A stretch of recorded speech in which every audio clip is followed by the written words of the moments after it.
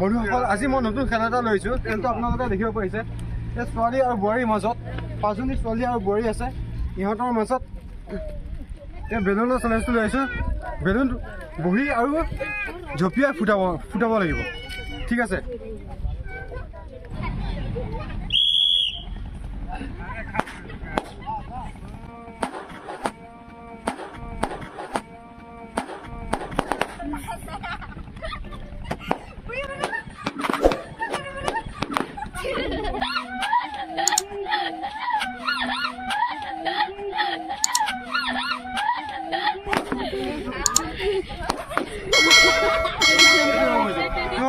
আমাৰ বহি জঁপিয়াই বেলুন ফুটা খেলখন আছিলে।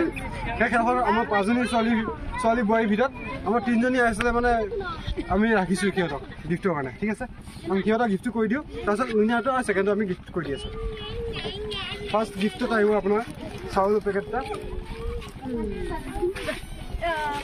নেক্সটত আহিছে আপোনাৰ চাউল পেকেট। আমি 3 নম্বৰ গিফ্টলৈকে আমি চাউল দিছোঁ আৰু বাকী আমি ছেকেণ্ড উইনাৰটোক দি আছোঁ।